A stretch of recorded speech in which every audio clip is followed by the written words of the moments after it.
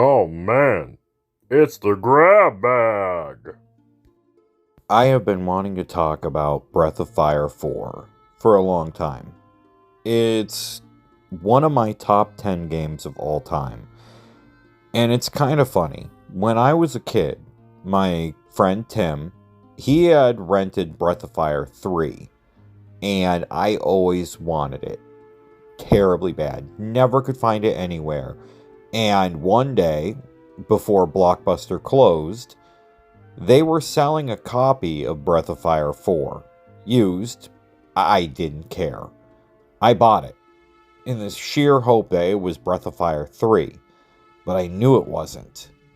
And then I played one of the most incredible RPGs of pretty much all time.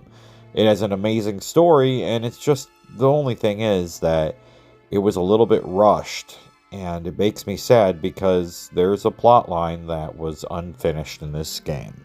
So first things first, I like to use a lot of AI images and stuff throughout my videos, and I will be mixing some of them in with this, with what the AI thought I was trying to make, but there will also be official images from the game too.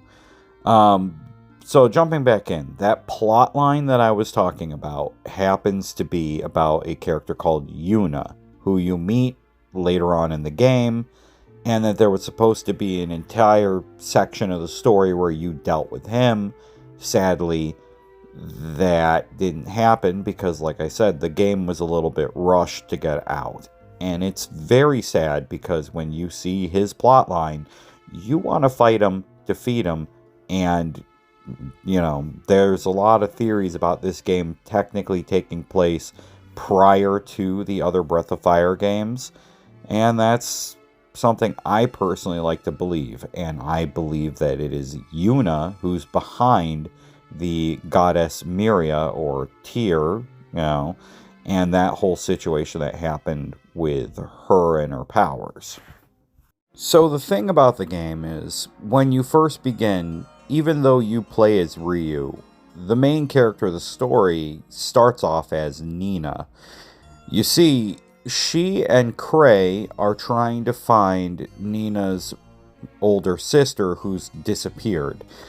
And during this, they get attacked by a giant sandworm dragon, and their sand ship, basically gets destroyed. So Nina has to go out while Cray protects the ship, and she then stumbles across Ryu, who had finally appeared.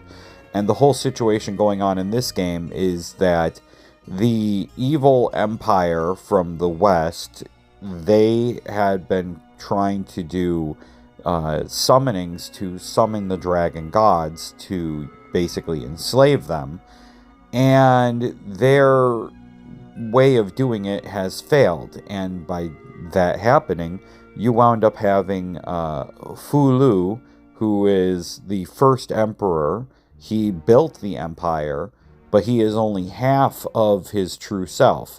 And Ryu, the other half, had been, split and did not arrive on this planet until several hundred years later.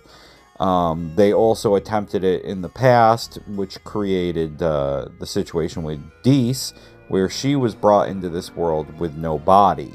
And that I'll get into a little bit more when I talk about Urshan.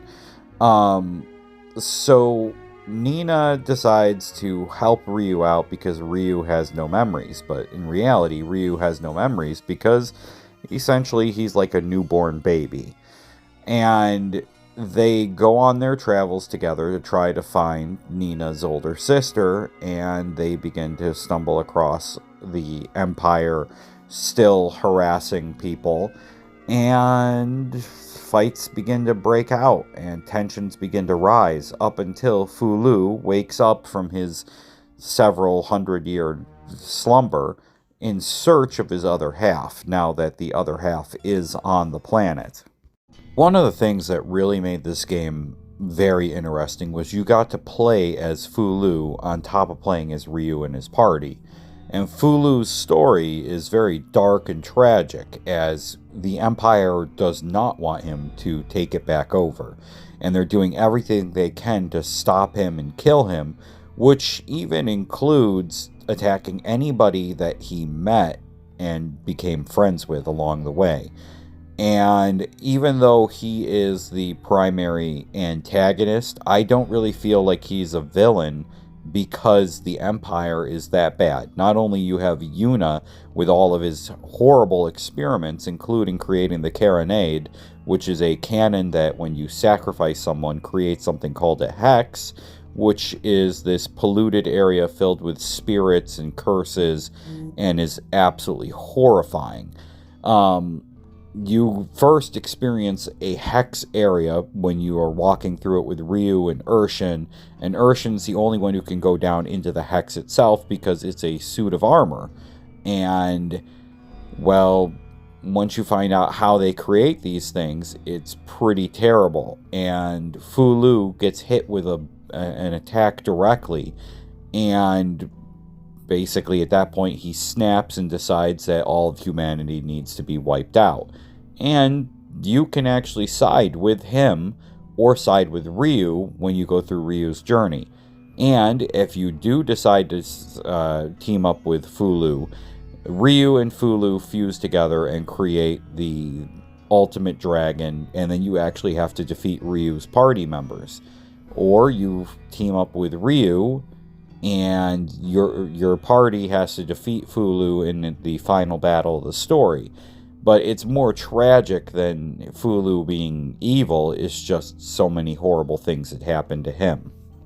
And jumping back to the plot point about Urshin and Dias, Dias was summoned into the world without a body, and therefore inhabited the form of Urshin, bringing this suit of armor to life. And this was, of course, the botched summoning, and it's a very interesting point in the story when you lose Urshin for a little bit, get her back, and then she's got magic.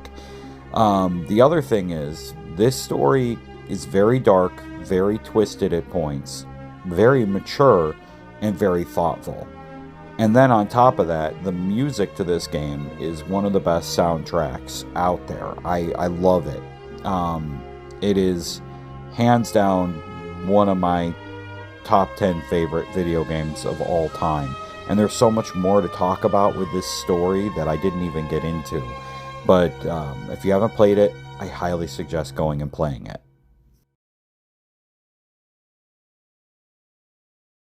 I hope you liked the video just as much as I like cotton candy. If you don't mind, you could like, comment, or subscribe. Catch you next time, right?